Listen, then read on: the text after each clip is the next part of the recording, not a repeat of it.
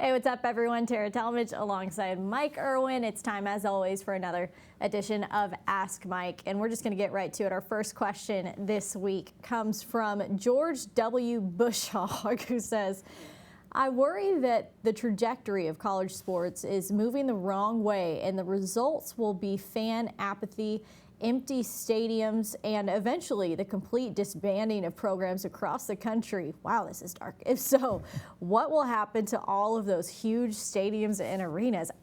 Why does he think that? Or she? Some of it may be a reaction to what we talked about last week, and it's never going to get that bad.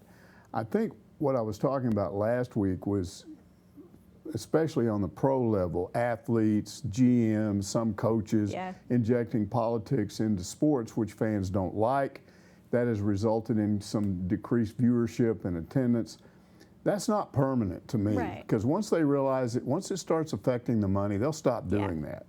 It's creeping a little bit into college sports, more with the NCAA than with schools, but it's this whole thing about not standing for the national anthem, things that make fans mad. Those things get corrected as it starts to affect money. So it's never going to get to the point where people just stop going to games and you don't have sports anymore. I do think that long term, 5 years, 10 years down the road, it's going to be harder to fill football stadiums in particular. And it goes all the way back to when they started televising almost every game or every game. That's the big difference. In the old days, you might have your team on TV once or twice, and there was more motivation to go to the stadium, because if you didn't, you couldn't see the game. I get it. And so when that happened, that changed everything. And then when you added HD TV to that and people started getting these big screens in their house, they realized, wow, I can sit here and watch this, and I can tailgate and have the barbecue out back, and the women can go get out back on the patio, and the men can go inside and tell dirty jokes or whatever they want to do. And they got the booze there, and you got the bathroom, and you don't have the hassle of parking. I think that affected attendance some. The next big thing hasn't hit yet, and that is 4K sports. I've seen it. I don't think it's televised right now. But especially if you have the big screen, like the 80-inch, the 100. Cool. When you put 4K on that, and now there's 8K TVs. Ooh. When you do that, it's like you're standing in front of a skybox looking out over the field, or when they switch down to field angle, it's like you're suddenly down on the field. It's going to be hard to convince some fans to go to games when they have that. So what happens? Well, I think one thing that happens is there's reduced attendance. So all of these overbuilt stadiums, Texas A&M, Tennessee, LSU, Alabama, 100,000, 100,000, 2,000 or whatever, those things are not going to be full. Now, how do you counteract that? Well, here's what you do. You go in and you take out a lot of those bleacher seats and you replace them with wide chair backs like at the movies. Where people can get comfortable. Comfortable, you got your cup holders, and then they'll put hot and cold boxes under your seat. And then you'll use your phone to order when you come into the stadium, or order while you're at it, and they'll put that stuff in your cold box so it's there, or hot box, you're there when you get there. So it makes it a lot, you don't have to go to a concession stand. And then I think they're going to start building parking garages next to stadiums so you don't walk. And if it's bad weather, they'll have connecting things that take you over to the stadium and go right inside your luxury box. They could do that. They could tear down Barnhill and build a big tall thing there to park in, and have a bridge all the way over to the luxuries boxes on that side. They could build the same thing across the street on the west side. I think all of that's coming eventually, because athletic departments will have to do something to convince fans to go ahead and come to the games. So, but the result is going to be reduced seating, because when you take those bleacher seats out where people are crammed together and make wider seats, common logic dictates you're reducing the size of the capacity of the stadium. Look at the new ballpark that they built for the Texas Rangers. 45,000, not 80 like Yankee Stadium used to be or anything like that. And I think crowds of 40 and 50,000 are going to become very common in 20 or 30 years. People won't think anything about it. It'll still look full because the seats are bigger, but you're not going to have everybody crammed together.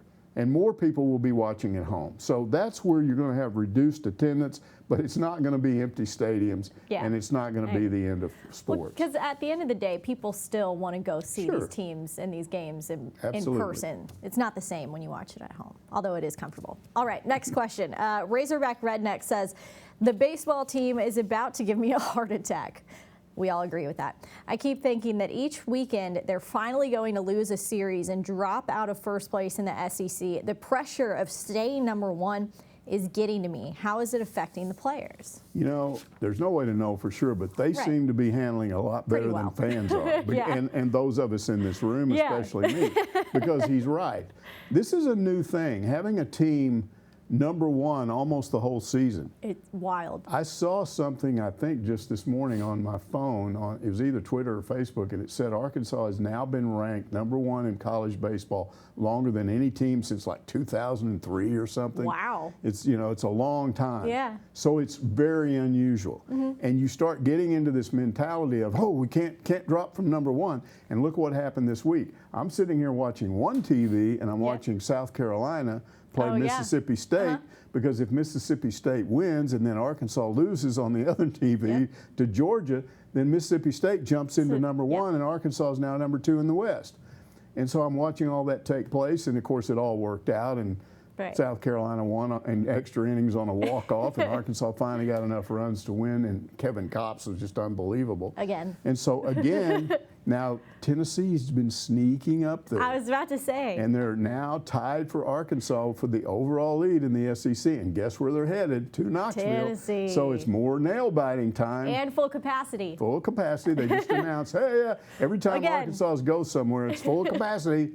But the good news is, and I think you'll agree with me, this baseball team plays better on the road so far than at home. Actually, and they play better against better competition than they do against somebody like Georgia, which had a losing record at the start of the series, but still had the pitching and the hitting where you're going, I don't know about this. So it's just going to be that way. And then they follow that up with Florida. So all the way to the end of the regular season, it's going to be a nail biter. Nail-biting time. But you got to keep in mind that none of that really matters in the end, because you could absolutely be number one going into your regional and lose your regional, not even have a super regional, and you don't got to go to the College World Series. If you think that hasn't happened before, go check. It happens. So with baseball, it's just every weekend is a new weekend. You just got to start all over again. Exactly. And also, I have a question. Someone asked me this the other day.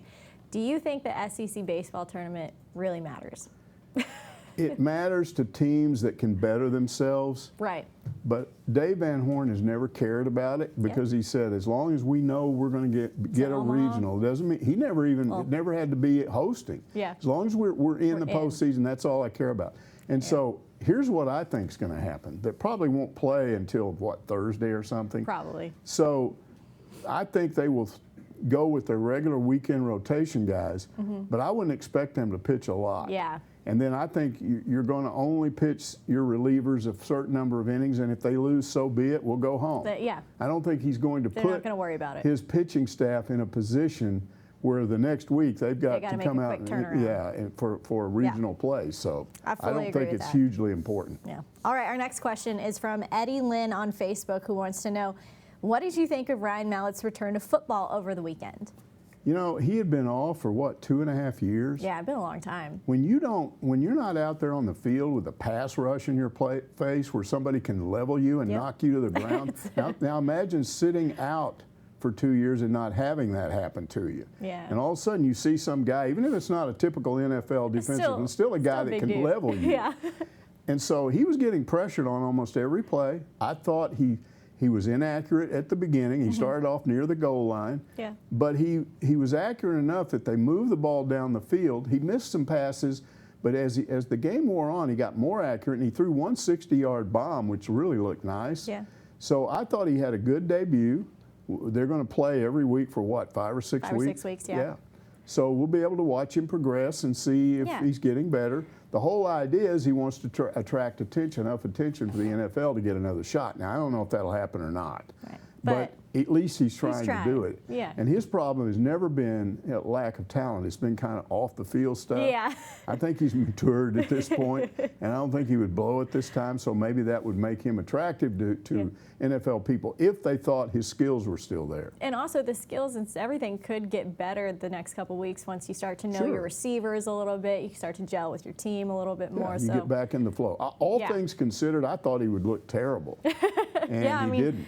You don't expect much when it's been that long out of the game, so definitely a good start. All right, our next question is from Hoggle, who says, in reference to a question that actually you answered last week, I think you are being very naive if you don't think allowing players to be paid for image and likeness will not open the door to players being semi-openly bid on in recruiting. Some sort of organizations, booster clubs, image and likeness funds, whatever, will form to formally offer players some sort of payment agreement to attend XYZ college. This cracks the door to legitimately do what has been happening for decades, pay players. What I said was it's not going to happen the way he just described it. Yeah. There's no way to openly or semi-openly do this. It's going to be against the rules. So if a bunch of boosters got together and said, hey, we got a club here, and we're going to offer this, we can tell everyone. they'd get caught doing that. And there would be no reason to do it. Now, I'm not naive enough to believe some might still try. Oh, yeah. But it's not going to be an organized, it'll be one guy here, another guy there. But I actually think this has the potential to stop cheating after a while, because here's why. A school like Arkansas has already done this, and I assume others are going to do it. The athletes, once they get on campus, is going to have an athletic department employee that they can go to, and he will help them negotiate with these people. Well, then boosters can legally come in and say, okay, we're going to give this guy some money because we want to keep him here. Once you do that, you have this system in place for 2 or 3 years. Here's what's going to happen. Some schools are going to develop a reputation for paying their athletes this amount of money, others only this amount of money. So the word's already going to be out there. If you go to Alabama, you're going to make a lot of money. If you go to Mississippi State, not quite so much. So it's going to sort of legally create what some people have been doing anyway. It's just out there. You know, if you go to this school, you're going to make more money, but at least nobody's faking it. And so I think it's probably going to eliminate rules breaking, but it is definitely going to create a situation where the have-nots, the schools that can come up with these booster, or probably booster-related payments from businesses. I own a car dealership. If you come here, running back Joe Blow, you will endorse my car dealership, and this is what I'll give you. But I don't think you will do that before he gets here. You'll do it after he gets here, and it'll all be above board. So why would you need to cheat? Don't take a chance. Just do it after they get here. But there will probably still be some going on. We'll see. I think in the beginning there might be, but I think eventually a lot of these boosters are going to realize there's no point in doing that. We'll just wait till they get here, and our reputation's already good. We pay good money, so we'll get these guys. Hopefully. It is the payment part, period, that bothers me, because it's still not going to be even.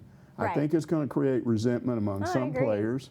You know, I'm a center. I only got $12,000 last year. The quarterback that I blocked for get $150,000. I'm mad at him. No, I get it. I might let him get sacked because I'm mad. He might have said something to me before the game. I don't disagree with paying players, but it creates a whole list of other that you're going to have to deal with. So, all right. Whippersnapper asks, I like your thoughts on the 2021 SEC softball champions and the turnaround job that Coach Deifel has done.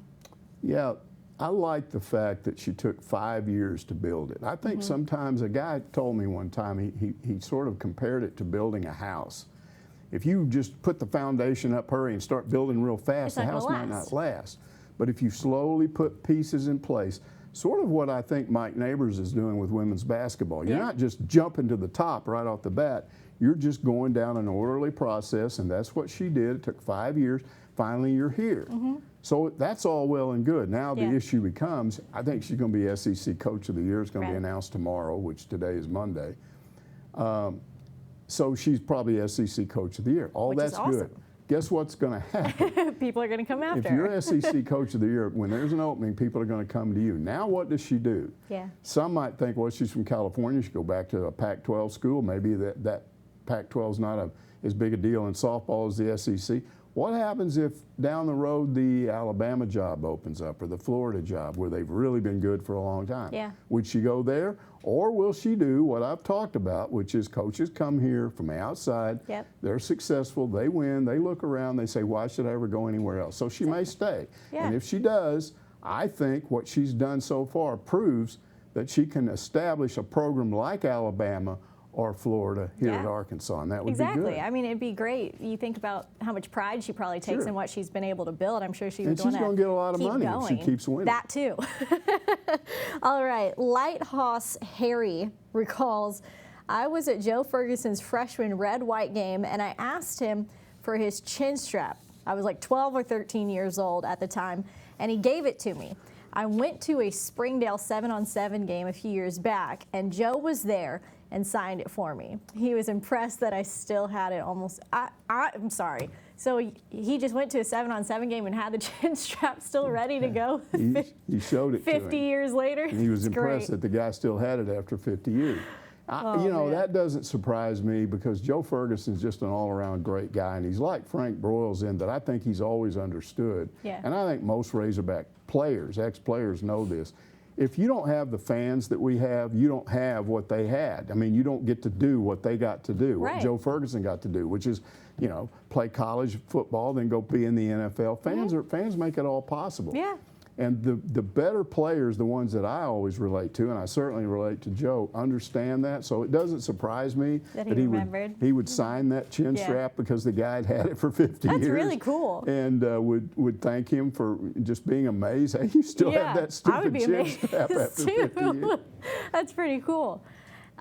Little Joe has our next question. Says, I'd like to hear your take on the recent development with regards to our defensive line, the expected impact of these transfers. You know, I don't know if any of these three guys will be starters, but Sam Pittman talked about this and Barry Odom talked about it. The big problem they had last year was they wanted to sustain a pass rush throughout the game and Yep. throughout the season. And just couldn't do And it. they worn down because their starters got tired. Yeah. So the idea is you have a lot of depth and you run guys in and off the field. You keep fresh legs on the field, but you got to Right. have a lot of guys that can play to do that. And they looked at, after the season was over, they looked at where they stood with defensive linemen, and they all agreed we got to have some more guys. Yeah. So the fact that they saved those last three scholarships and used all three of them on defensive linemen who are transfers, these are experienced guys that can come in and play right away, and they're taking advantage of that one-time transfer rule. That tells me they're really serious about this pass rush thing. I can't wait to watch it. People have forgotten how good that defense was at the start of the year because they sort of remember how at the end of the year it was kind of ugh, Well, I mean, especially in the Missouri game. Yeah, that, and then you end with Alabama, and that's never fun for anyone. And that's bad. But look at what they did to Ole Miss early in the year, Mississippi State. So I'm really looking forward to maybe a defense where they stay fresh throughout the year and they have more depth. We'll have to wait and see. But that saving those last three scholarships for those three guys tells me they're serious about pressuring the quarterback. Yeah, I'm sure Barry Odom's happy about that. Right. Blood Red Hog has our next question, wants to know, do you think Kevin Kelly will be successful as a head coach at the collegiate level? Is there any FBS or FCS football program that never punts and always onside kicks? There might be. If there are, I haven't heard about it. Is it like written in the contract you can't do that? I think, here's the thing I've always wondered about.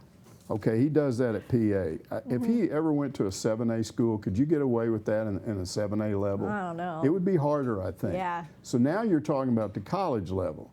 Better athletes. To me, there's a reason why most people don't do it. I understand he's done it and he's been successful. So the question I have is, can you take that to the next level, to a college team, and still do those things and still take those risks? It's one thing to do it on a what was it, 5A level in Arkansas. It's another thing to try and do it on a college level. So we'll see if it works. I don't know. Cowhog32 has a follow-up question, actually. Why in the world would Kelly take this job? Surely he's had better offers or offers to be an OC at a higher level school. I get he wants to move up to college, but this seems like a step down from PA. here's my guess. My guess is he doesn't want to be an offensive coordinator at the college level. He wants to be the head coach. Of course. And I don't think he gets a head coaching job at a big school right now, or a name school, trying to do that. I think he knows he's got to go somewhere like where he's going. Yeah, he's got to prove it. To prove that he can do it. Yeah. And then if he does that, then other bigger schools are going to call. So it might be a step, another step. It might take him a while. And if he keeps doing this and moving up, then it's going to be something to watch. Yeah, people might catch on and be like, man, maybe we should I don't know. start Maybe it's doing going to that. end up changing football. I don't know. I've watched it, and I still not understood understand what I'm looking at. It's like, whoa. Every single time, just no punts and onside kicks. Just Interesting. seems crazy. Yeah. All right. Hob Hog asks, are there days of Razorback basketball players signing and playing a full 4 years gone? Between transfer portal and the lure of greener pastures, it seems it will be the exception rather than the norm of yesteryears. Yeah, I think pretty much so. I don't think that will be in every case, but you know, I think you're going to see more one and dones here from freshmen. I think you're going to see a lot of guys that come in here and are gone after 3 years. They're NFL ready or ready to go out and try anyway, and then if they don't, they go play pro ball somewhere else. I think the idea that you're going to be a senior, if you're in that position, you might be gone anyway, because Musselman is constantly trying to get guys on the team that can contribute. And the way he brings grad transfers in, if you're sitting around here as a senior and you're still available, he might say, won't you go over to this school? Yeah, it might be better for you. We're going to bring somebody in and replace you. And then, of course, you're going to see grad transfer one and dones. Yeah. The only way you're not going to see a one and done, because there's a one-time transfer rule, he might go get a sophomore or somebody, and they could come in and be here 2 years. But this idea of a fan getting like Devo, we all like Devo. Yeah. Well, in the old days, Devo would be here for 4 years, and you get to know him and all the other guys, and it'd be fun. The idea of doing that is gone. You're going to have to get used to guys being here 1 year, 2 years, or whatever. Yeah. And that's maybe not cool, but the idea that you could be a top 10 team, if Eric Musselman keeps putting top 10 teams on the floor here at Arkansas, who's going to care? Exactly. I agree with that. I do think it's probably, there's going to be a few that stay 4 years, but few and far between. Fans that are still mad no matter what. But for the most part, I think it's going to, it's an adjustment, but it'll be good to watch. Hob Hog asks, actually, that was the other one. Big Daddy has our next question. Why do TV viewers watching MLB get a straightaway shot at home plate, but college is always from left center? It's very difficult to tell if pitches are inside or out. Okay, this is kind of a technical thing, and it has to do with the batter's eye. And a batter's eye is different from stadium to stadium. In the major leagues, sometimes it's just a green grass hill back there. Sometimes it's seats back there that have been blocked off and they're black or dark green. With colleges, it's usually the big, tall batter's eye like we see at Baum Stadium. Now, why is that there? I went back and actually looked on the internet because I was curious, and I Google searched these batter's eyes, and it said they've been around almost going all the way back to the early part of the 20th century. So they've been around at stadiums in the major leagues for almost 100 years. But apparently, all the way up until about 1967, there were still a few places where they didn't do that. Now, you probably don't remember Tony Conigliaro. I was in college at the time when this happened, but he was one of the hottest young players in the country. He was in his early 20s. He'd already had 3 or 4 seasons where he was hitting record home runs for young. People were saying already he's going to set the home run record at some point, and Babe Ruth's record hadn't been broken at that point, so he's going to do that. Okay, he's batting in a game at Fenway Park, and in those days, they didn't have that ear flap down on the batting helmet. It was just a helmet, and he got hit right here on the cheek below his left eye, which is the eye that faces the pitcher, and it caused a permanent damage there. He couldn't see well out of that eye, which ended up costing him his career. Yeah. And when they started trying to figure out what happened on that play, it turned out that they had a lot of fans out in Fenway Park beyond the center field fence, and a lot of them were wearing white shirts, and he lost the ball, the white ball against the white background of the shirts. So at that point, everybody realized we've got to have some type of a batter's eye. Now, how does that apply to this question? Because the major leagues can do, and they do this at Arvest Ballpark. They've got a robotic camera out there that never moves. And it's just mounted, and it's painted all green so it matches everything else, and there's nobody back there on the cameras to cause a distraction. So it can be there and it can be close to the middle. Yeah. Now, they never put a camera directly Right. over the pitcher's head. It's always going to be a little bit off to one side. But those cameras on the major leagues are not only robotic, they're higher. Yeah. So it looks down more so that the head of the pitcher is not sticking out over the plate as you're shooting through Yeah. there. They do that. Now, colleges can't afford that. So you've got what they have at Arkansas, which is a platform, and they put a camera there for every game. It's not a robotic camera. Yeah. Now let's go back into history a little bit. And I don't know how far this goes back, but when they built Baum Stadium, the only time a game was going to be televised there would be if ESPN or ESPN2 came in, and that was like very rare. Yeah. But they did have this rude, crude platform back there, and the people always got mad when they came in because it wasn't what they wanted. Okay. Wasn't tall enough, wasn't in the right place, but hey, that's what they've got there. You take it. Now, sometime after that, maybe around 2000, I don't know, Jason would probably remember, I've forgotten. The athletic department decided they would televise their own games on ArkansasRazorback.com as a way to get more people to subscribe to it. Okay. So you could subscribe, and then you could, if you didn't want to go to the game, you could watch their it own at home. closed circuit version, and they would put the radio broadcast for the audio, and you'd see the game. Smart idea. But when they started, they only had 3 cameras. They had one above at that press box level, Okay. and they had the 2 down by the dugouts. And there wasn't an over the pitcher shot. And people started complaining about it. Ta-da! This is where I come in. I wanted that video, and I didn't have permission to use it at that time. I wanted it. So I went to the athletic department, can't remember who I talked to, and I said, what if I bring a camera over here for every game? I will set it up on a tripod, zero it in on the plate and the pitcher and all that, and then I'll just leave it there until the game's over. Just let it go. And you can use that as long as you let me use the video. They love that idea. So I started doing that.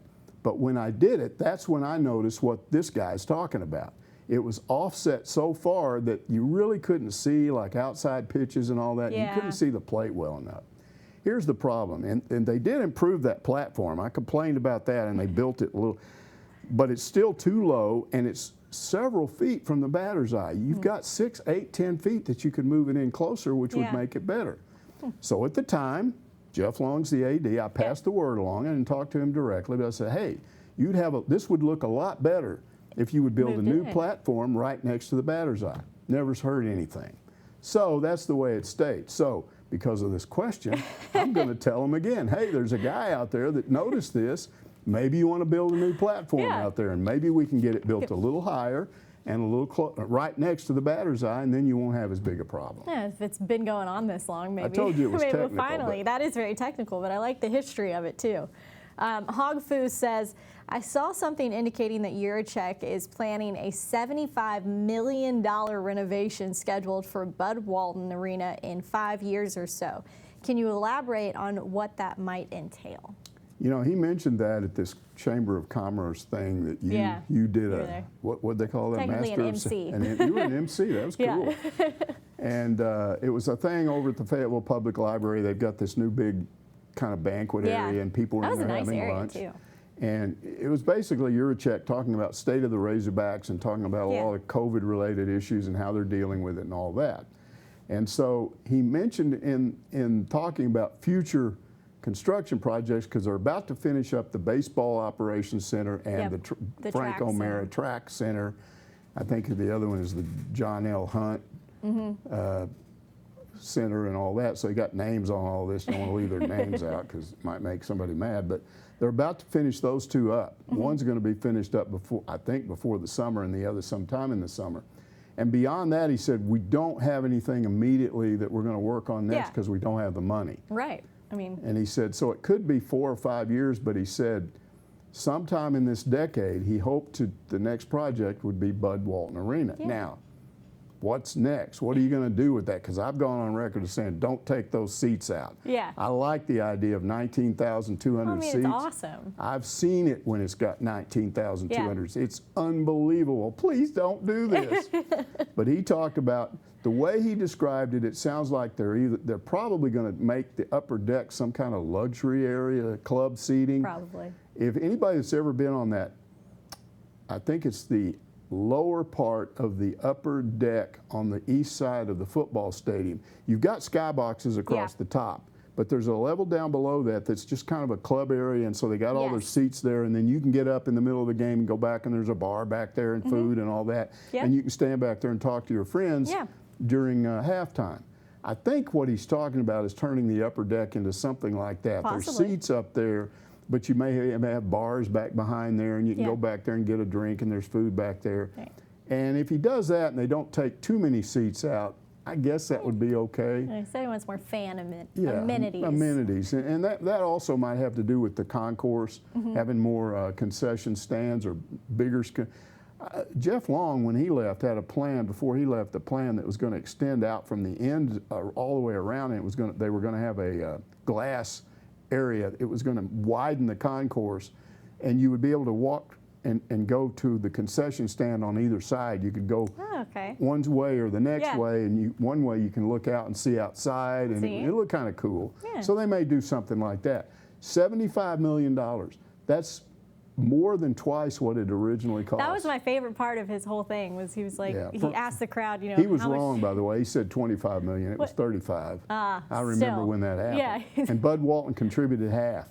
About okay. 16 million dollars, and the athletic department paid for the rest of it. And they actually paid it off really quickly because they built it at a time when Nolan was here and everyone wanted to go to those Yeah. things. But this renovation, whatever they're doing, is going to cost more than double what the whole building cost when He you said built like it. 75 to 100. Yeah, so something in if there. anyone has $100 million that they want to give Hunter a check, just give him a call. Yeah, that's what he said. They said, I can't pay for it right now, but Right? if you want to, that's your That's why business. it's going to be a few years. So we'll see. Yep. Lanny, this is our last question. It says, I had somebody try to tell me that Ken Hatfield was unpopular with the fans and the media. Sounds crazy. That's not true, right? Well, part of it's not true, and part of it maybe is. When Hatfield first got here, he didn't really connect with the fans. You got to remember that Lou Holtz had this high-powered offense, and Yeah. Lou was a really good offensive coordinator. He was a good play caller, and Arkansas was a really good offensive team during the Lou Holtz years. Hatfield comes in, and he's running this wishbone, which he called the flex bone, and they were supposed to throw it more, but they didn't throw it all the time. Yeah. It wasn't consistent, and they lost some games, and fans felt like he was too conservative. And so I just think the attendance dropped off. I remember a game in Little Rock where there was 35,000 for New Mexico State, and I'd never seen a crowd that low in Little Rock. Part of the problem was also not just the offense. This is hard to explain to anybody that remembers, that doesn't remember football when you didn't have all games on TV, like I mentioned earlier. This was in the days when the only time you were on TV was maybe when the networks decided to put you on TV, and they didn't. At one time, only ABC did those. So your team might be on TV once a year, and then maybe another time in a bowl game. So the coaches' shows were hugely popular. Oh, okay. Because if you didn't go to the game, you only listened to it on the radio, or you only read about it in the newspaper. You might not have seen these big plays. Yeah. These coaches' shows were an hour long, and they would show most of the game. They would condense the highlights, cut out the huddle time in the huddle and all that, Right. but they could cram a 2-hour football game basically into an hour by taking out a few plays and eliminating all the timeouts and stuff like that. So it was a way to tune in and see all the game and how it unfolded on Sunday That after the makes sense Saturday then. game. Yeah. So it was almost like watching it in person. Right.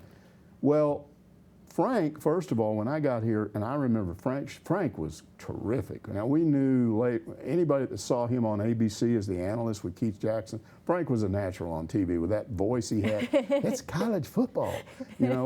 People loved him, and his coach's show was wildly attractive to people, and they had huge ratings. Yeah.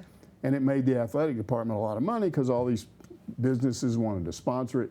When Lou came in, it was different. He didn't have Frank's personality, but he was witty. And you're talking about a guy that went on the Tonight Show and did a magic trick with Johnny Carson sitting there. I did not know in this. front of millions. And so he was good on TV. Now, in person, he wasn't funny. He wasn't entertaining. But he could turn it on. You just wanted to go away from him in person. But on TV, he was good, and his show was really popular. Okay, here comes Hatfield. He's this guy from West Helena or Helena. I get those two mixed up. He was from one of those two places, on one side of the river or the other or whatever. And he came across kind of like a country guy. kind of talk like a country guy. Well, we can't do that no more. You know, things like that. And so I don't think that played very well. And then he would make religious references because Hatfield's a very religious guy, and he'd throw stuff in there every once in a while. And people didn't like that either. Some people didn't. They said you shouldn't mix religion, and especially when they lost. And also I think they felt like when he lost a game, he didn't really explain why. He just made maybe excuses or something. I always viewed it as he's just a real positive guy. He wasn't trying to make excuses. Not trying to sell you anything. But all of that made him somewhat unpopular. However, his teams got better the longer he was there. He actually has the best winning percentage now of any coach, even better than Frank or any of them. I think higher than Petrino. I didn't know that. So the last 2 years, he went to back-to-back Cotton Bowls. In the first one, which was the '89 Cotton Bowl against UCLA, they had a huge pep rally the day before the game at the outside of the Anatole Hotel in downtown Houston. There were 8,000 to 10,000 fans there, and he was going to speak at this pep rally. He couldn't talk. The rumor was he was going to Georgia as soon as the game was over. He was going to leave and go to Georgia. So he steps up there and starts trying to talk, and they start chanting, "Please don't go. Please don't go." And it was one of those things where it went on for like a minute and a half. He couldn't talk. They just wouldn't shut up. And I'm standing there thinking to myself, wow.